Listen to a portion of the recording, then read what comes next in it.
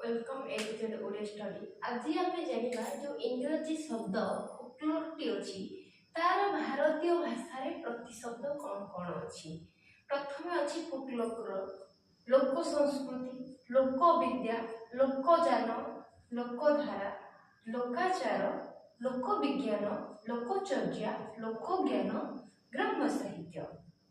चलतु आम किसी लोक साहित्य और लोक संस्कृतिर पुस्तक संपर्क में जाना। ओडिया लोक साहित्य और लोक संस्कृति पुस्तक रचयिता डॉक्टर कृष्णचंद्र प्रधान। ओडिया लोक संस्कृति और लोक साहित्यर 5 कथा जार लेखक होउछन डॉक्टर चित्तरंजन पंडा। संबलपुरी लोक साहित्यर रचयिता कुमार हसन। लोक साहित्य तत्व एही ग्रंथ रचयिता होउछन डॉक्टर श्यामसुंदर महापात्र। लोकधर्म और लोक साहित्य यार रचयिता सदानंद नायक। लोक साहित्य यह रचना कर डॉक्टर अरविंद पट्टनायक। ओडिया लोकगीत और कहानी यार रचयिता होती डॉक्टर कुंज बिहारी दास। लोक संस्कृति लोक साहित्य यही ग्रंथ रचयिता होती प्रोफेसर नारायण साहू एवं अध्यापिका मनोजा मंजरी साहू। ओडिया पल्ली साहित्य यही ग्रंथ रचयिता डॉक्टर नटवर सामंतराय।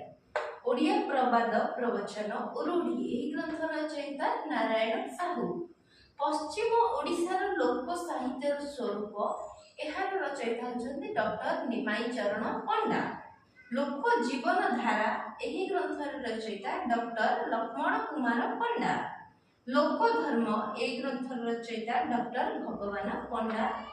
लोकनाट्य परंपरा और कंठई नाच यही पुस्तक रचयिता डॉक्टर गौरांग चरण दास। ओडिया लोकगीतर चित्र और चरित्र यही पुस्तक रचयिता होती अध्यापक प्रमोद कुमार सामंत। ओडिया ग्राम्य गीत यह पुस्तक रचयिता श्री चक्रधर महापात्र। पल्ली गीत संचयन यह पुस्तक रचयिता डॉक्टर कुंज बिहारी दास। उत्कल गाउली गीत यही पुस्तक रचयिता श्री चक्रधर महापात्र। लोकगल्प यही पुस्तक रचयिता श्री अरविंद पट्टनायक। ओडिया लोकनाट्य यही पुस्तक रचयिता डॉक्टर हेमंत कुमार दास। ओडिया लोकनाट्य प्रवृत्ति एवं परिसर यही ग्रंथटी डॉक्टर हेमंत कुमार दास रचना करिसेंती। ओडिया लोकनाटक यही ग्रंथ को डॉक्टर हेमंत कुमार दास रचना करिसेंती। ओडिया यात्रा और लोकनाटक यार रचयिता अध्यापक प्रहलाद चरण महांती। लोकनाट्य श्री असीम बसु ए पुस्तकटी रचना करिसेंती। आज क्लास टी किपरि लागुछि मते कमेंट बॉक्स रे निहाती जणेबे एवं वीडियो को बहुत मात्रा रे शेयर करिवे एवं आगो को नूतन वीडियो हमें कोन आनिबा से संपर्क रे कमेंट बॉक्स रे जणाइबे।